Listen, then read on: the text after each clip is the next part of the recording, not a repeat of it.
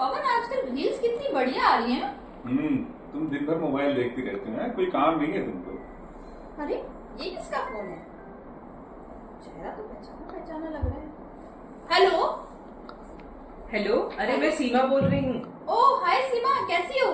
अरे मैं बड़ी मुसीबत में हूँ, सब मिलकर बताऊंगी। अभी तुम एक काम करो, मेरा एक्सीडेंट हो गया है और मैंने एक राहगीर से मोबाइल लिया और उसके फोन से बात कर रही हूँ। तुम मुझे जरा 10,000 रुपए भेज दो इसी नंबर पे।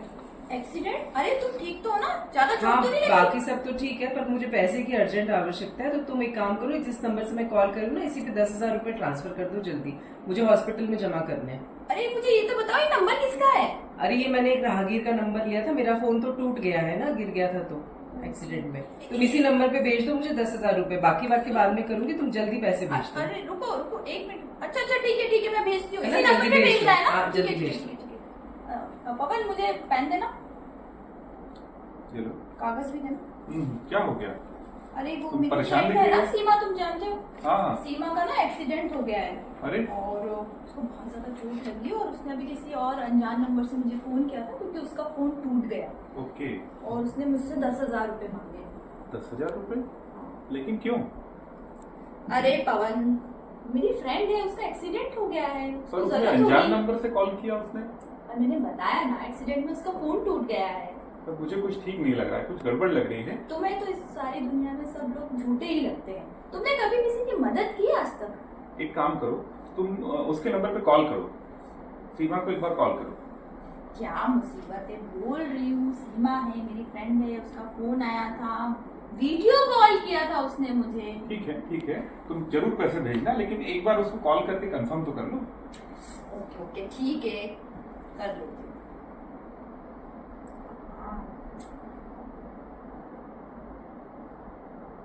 फोन स्पीकर पे रखना।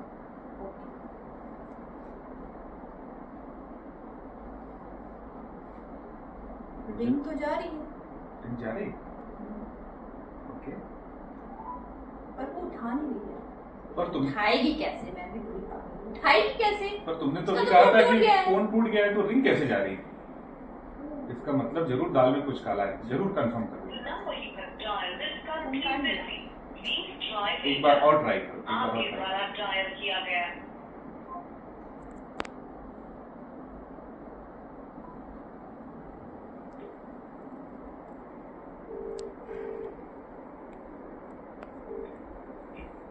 हाँ रीना, क्या हो गया? सीमा, हाँ बोल ठीक ना। तो सीमा? हाँ मैं एकदम ठीक हूँ। बच्चों की पीटीएम में आई थी, बता ना। पीटीएम में हो तुम? हाँ, बच्चों क्या का बात पीटीएम है ना, इसी में आई थी। तू बता क्या हाल चाल है, बड़े दिनों बाद याद किया। यार, तुमने तो मुझे अभी थोड़ी देर पहले फोन किया था और तुम कह रही थी कि तुम्हारा एक्सीडेंट हो गया उसमें। अरे एक्सीडेंट हो मेरे दुश्मनों का, मैं तो एकदम भली चंगी बैठी हूँ स्कूल में, टीचर के सामने हूँ, बच्चों की खूब शिकायतें सुन रही हूँ। तू बता। बट मुझे किसी अनजान नंबर से फोन आया था और वो कह रहे थे कि 10,000 रुपए चाहिए। अरे कोई तुझे तुम्हें। बेवकूफ बना रहा होगा, कहीं रमा तो नहीं? वो एक्टिंग में बहुत माहिर है। खैर चल, अभी अरे मैं यार। टीचर के सामने बैठी हूँ। वैसे तुझे पैसे भेजने तो मुझे भेज सकती है, आई वोंट माइंड। देखा, मैंने कहा था कि जरूर कुछ गड़बड़ होगा। बट ये, अरे फिर से कॉल आ गया, उसी का फोन आ रहा है। उठाओ, बात करो, स्पीकर पे रखो। अरे रीना, तुमने अभी तक मुझे पैसे नहीं भेजे, जल्दी करो नहीं तो मेरा इलाज नहीं हो पाएगा। तुम भूल गई मैंने तुम्हारी कितनी मदद की थी। पैसे? मैं अभी पैसे और पुलिस दोनों लेके आ रही हूँ। तुम जरा बस मुझे अपने हॉस्पिटल का नाम बता दो। अरे लगता है ये भी समझ गई, लगता है और सरकार सुनो, द्वारा सुनो, जागरूक रुको, रहो रुको। विज्ञापन हम लोगों का धंधा ही बंद कर देगा। देखा, एक कॉल करने से हमारे 10,000 रुपए बच गए। Thank God. आरबीआई कहता है कि हमेशा जागरूक रहो। उस जागरूकता के कारण ही आज हमारे पैसे बच गए। सही कहते हो पवन। अभी आप देख रहे थे एक झांकी जिसमें डिजिटल फ्रॉड करने की कोशिश की गई थी, लेकिन जागरूक व्यक्ति की उपस्थिति से वो असफल हो गई। ये जो डिजिटल फ्रॉड करने वाले लोग होते हैं, वो आर्टिफिशियल इंटेलिजेंस से न केवल आवाज की हुबहू कॉपी कर लेते हैं, बल्कि फोटो को भी अफिक्स कर देते हैं और सामने वाला फ्रॉड में फंस जाता है। साइबर क्राइम के चलते लोगों की जमा पूंजी खत्म हो जाती है।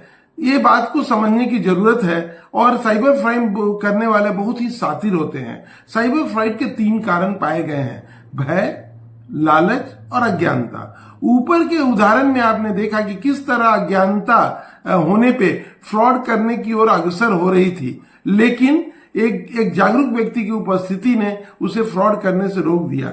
एक बात का हमेशा ध्यान रखेंगे कि जब कभी इस तरह का कोई केस आए तो संबंधित व्यक्ति से जरूर बात करें। पड़ोसी हो सकता है, स्वयं उससे बात कर सकते हैं, या फोन पे उसके रिलेशन से बात कर सकते हैं। सो ये बात बहुत जरूरी है और इन सावधानी को बरतना बहुत जरूरी है। दूसरा केस आता है ई कॉमर्स का केस। ई कॉमर्स में आज के जमाने में काफी ट्रांजैक्शन होता है और हम सामान लौटाते रहते हैं जिसका पैसा रिटर्न होना रहता है। ये इस क्रम में 5 से 10 दिन तक लगते हैं, तो लोगों को पैसा लौटवाने की हड़बड़ी रहती है। तो एक लिंक आता है कि आपने अगर सामान लौटाया है, पैसा नहीं लौटा है तो प्लीज इस लिंक पे डाटा भर दे। और जब हम डाटा भरने जाते हैं तो डाटा भरने के बाद हमारा और पैसा कट जाता है और हम अपने पैसे हमारे खाते से पूरे के पूरे निकल जाते हैं। तीसरा चीज है डर। बिजली बिल का कटने, इस तरह की बहुत सारी समस्या आ सकती है। जैसे अकाउंट में केवाईसी कट जाने से एटीएम के ब्लॉक हो जाने का डर बना रहता है। तो बिजली बिल के केस में हमें बोला जाता है कि जल्दी से या तो जाकर संबंधित डिपार्टमेंट में डायरेक्ट कैश जमा करें या इस लिंक पे डाटा भर दे, स्वयं पेमेंट हो जाएगा और आपका बिजली कटने से बच जाएगा। हम डर जाते हैं और लिंक को खोलते हैं और उसमें कुछ अलाउ करने का परमिशन मांगता है। उस परमिशन को हम देते चले जाते हैं और अंत में हमारा पैसा खत्म हो जाता है और एक बहुत बड़ा फ्रॉड हो जाता है। याद रखिए कि बिजली बिल जैसा डर बहुत तरह का किया जा सकता है। एक और बात पाया गया है कि हम लोगों को बताया जाता है कि आपने एक बड़ा ट्रांजैक्शन किया है, इसके लिए कैशबैक 200, 300, 400 रुपये आया है और क्यूआर कोड आपके लिए भेजा जाता है और बोला जाता है इस क्यूआर कोड में आप स्कैन कर लो और जो डाटा मांगेगा भर देना, और हम उसको भर देते हैं। हम ये नहीं सोचते हैं कि मुख्यतः क्यूआर कोड का उपयोग पैसा पेमेंट करने में हम लोग करते हैं। तो जैसे ही परमिट करते हैं तो खाता से अकाउंट डेबिट हो जाता है। अब देखना जरूरी है और जानना जरूरी है कि अगर दुर्घटना हो जाए, अगर कभी गलती हो जाए तो क्या करें। पहला चीज है कि भारत सरकार ने 1930 एक नंबर बनाया। क्या बताया? 1930 एक नंबर बनाया, उस पे उसको इन्फॉर्म करें। उसके साथ एक ईमेल है cybercrime.government.in, cybercrime.government.in, इस पे वो बाकी इंफॉर्मेशन जरूर दे दें। आरबीआई ने फ्रॉड से बचने के लिए एक साइट बनाया है cms.rbi.org.in, और हाँ, तो इसके द्वारा भी हम अपने को फ्रॉड को इन्फॉर्म कर सकते हैं। भारतीय स्टेट बैंक ने अपने ग्राहकों को ध्यान में रखते हुए एक नंबर बनाया है 1800 4 times 1 09। फिर से नोट कर ले, 1800 4 times 1 09। दूसरा नंबर है 1800 1234। इन बातों को सावधानी रखना जरूरी है। याद रखें कि कभी भी किसी लिंक पे बिना जाने क्लिक ना करें। दूसरी बात का ध्यान रखें, पासवर्ड गोपनीय होता है, पासवर्ड कभी ना शेयर करें। और देखिए, ध्यान रखिए, पहले एक जामताड़ा था, अब हर घर में जामताड़ा है। और इसीलिए कहा जाता है, किसी शायर ने कहा है कि प्रत्येक आदमी में होते हैं 8-10 आदमी, जिसे भी देखना बड़े गौर से देखना। देखिए, सावधानी हटी और दुर्घटना घटी। भारतीय स्टेट बैंक ज्ञानार्जन और विकास केंद्र की कोशिश अगर डिजिटल रिवॉल्यूशन को और आगे बढ़ाने में और एक नई क्रांति लाने में सफल हो तो हमें खुशी होगी। हमारा आपसे निवेदन है कि इस फ्रॉड के झांसे में न आए, जरा सावधानी बरतें और भारत देश के डिजिटल रिवॉल्यूशन की कोशिश को सफल बनाएं। धन्यवाद।